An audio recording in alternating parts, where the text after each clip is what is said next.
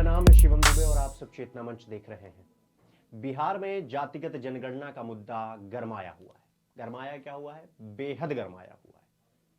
बिहार सरकार जहां इसे गुड वर्क की तरह पेश कर रही है, वहीं भाजपा नीतीश सरकार पर लगाए गए, यानी एक तरीके से कह लीजिए जितने आरोप लगा रहे हैं उस पर लगातार हमलावर। अब बिहार के पूर्व उप मुख्यमंत्री सुशील मोदी ने जातिगत जनगणना की कमियां गिना दी है। साथ ही मुख्यमंत्री नीतीश कुमार से कई सवाल भी बड़े बेबाकी से पूछे हैं। भाजपा ने बिहार विधानमंडल के शीतकालीन सत्र में इस मुद्दे पर बिहार सरकार को घेरने की पूरी तैयारी बना ली है।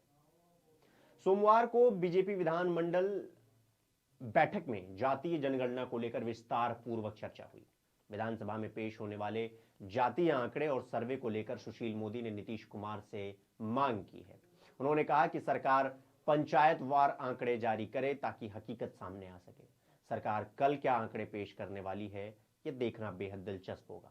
साथ ही देखना होगा कि आंकड़े के अनुसार विकास की योजनाओं का ड्राफ्ट नीतीश कुमार बताते हैं या नहीं। इसके बाद सुशील कुमार मोदी कहते हैं, माफ करिएगा, सुशील मोदी कहते हैं कि बिहार के पूर्व मुख्यमंत्री और राजद प्रमुख लालू प्रसाद यादव पर भी सवाल खड़े करते हैं। उन्होंने कहा कि केंद्र में मजबूत मंत्री रहते हुए लालू प्रसाद यादव ने जातीय जनगणना क्यों नहीं कराई। आइए अब आपको बताते हैं सुशील मोदी ने जातीय जनगणना पर और कौन कौन से सवाल उठाए हैं। सत्ता से जुड़ी 2-3 जातियों को छोड़ दें तो एक भी जाति बिहार में खुश नहीं है। हर जाति को लग रहा है कि इसको ठग लिया गया, उसका धोखा हुआ है। घर बैठे आंकड़े तैयार कर लिए गए और हर जाति की संख्या को कम आंक कर दिखाया गया है। तो लोगों को तो इस सर्वेक्षण पर भरोसा ही नहीं है।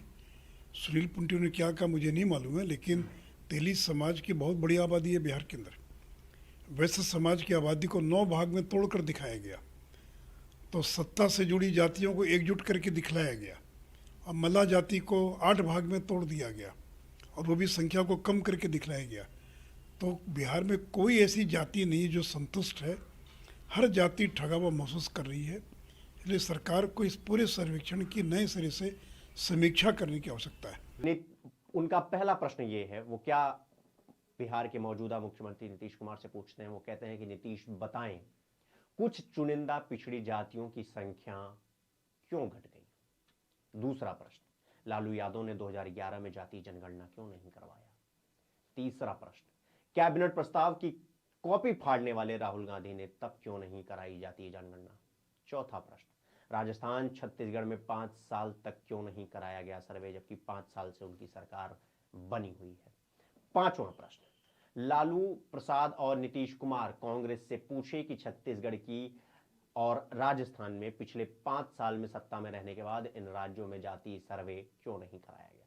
छठा प्रश्न, कर्नाटक की कांग्रेस सरकार ने 2015 से 2000 करोड़ रुपए खर्च करके जो जातीय सर्वे कराया था उसका रिपोर्ट जारी क्यों नहीं किया गया। सातवां प्रश्न, उत्तर प्रदेश में सपा और महाराष्ट्र में उद्धव ठाकरे की शिवसेना ने कांग्रेस एनसीपी के साथ सत्ता में रहने के बाद जातीय सर्वे क्यों नहीं कराया। आठवां प्रश्न, भाजपा की बैठक में मौजूद विजय सिन्हा ने कहा कि सरकार चलाने की जिम्मेदारी सत्ता पक्ष को है। अगर सरकार नियम से बहस करेगी तो विपक्ष साथ देगा और अगर बरगलाएगी तो विपक्ष मजबूती से जवाब देगा। बीजेपी दोनों सदनों में जातीय आंकड़े, शिक्षक बहाली सहित जनहित के मुद्दे उठाएगी। बिहार प्रदेश अध्यक्ष सम्राट चौधरी ने सरकार से मांग रखते हुए कहा कि पंचायत के अनुसार सरकार आंकड़े जारी करे। वहीं तेजस्वी पर हमला करते हुए सम्राट चौधरी ने कहा कि जातीय आंकड़े के लिए बीजेपी ने जो फैसला लिया था, तेजस्वी उस समय विपक्ष में थे और ये जो भी सर्वे हुआ है इसमें बीजेपी की बहुत बड़ी भूमिका है। लेकिन इसका सारा श्रेय या एक तरीके से कह लीजिए जितनी धांधली हुई है सर्वे में, वो नीतीश कुमार और बिहार के मौजूदा उप मुख्यमंत्री तेजस्वी यादव की कराधाती है। ये इतना बड़ा आरोप लगा रहे हैं बिहार के पूर्व उप मुख्यमंत्री, आपके ये बीजेपी के नेता साहब।